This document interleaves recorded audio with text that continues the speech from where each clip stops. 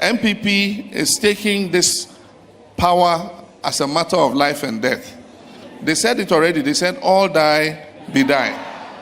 And they are acting out and living the reality of the all die, be die. I'm sure that this evening, when you turn on your televisions, you will see what happened at Ayawaso West. And so we are not going to joke in 2020. And I'm sounding a warning to the MPP. We're going to match them boot for boot.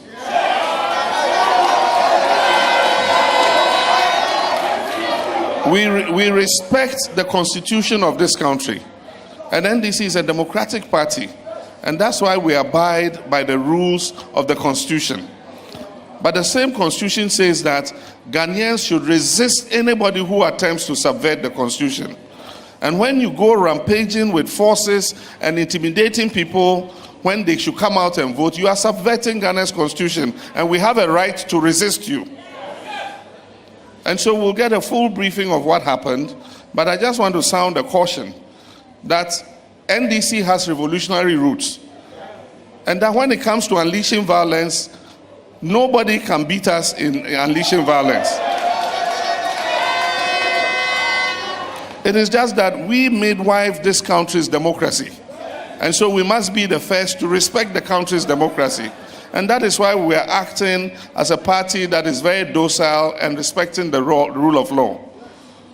But if we believe that the government cannot protect our people, and we believe that the government is using its vigilante groups and illegal forces to intimidate and harass and injure our people, then we will have to advise ourselves. So we will go and get the briefing, and when we have gotten the full briefing, we will issue, I'm sure the party will issue an official statement. But I want to remind you, on February 23rd is when we're going to hold the election. And on that day, all of you will leave everything you are doing. We want every single one of you. It's 23rd February, it's a Saturday. So do everything of yours before that day. On that day, all of us will leave whatever we're doing. All NDC executives across the length and breadth of the country. And we will assemble here. The ballot box will be brought here. We will be given the ballot papers. And then we will tampering the ballot paper for who we want. When you are giving the ballot paper, when we did the balloting, it looks like God has given me the number 3.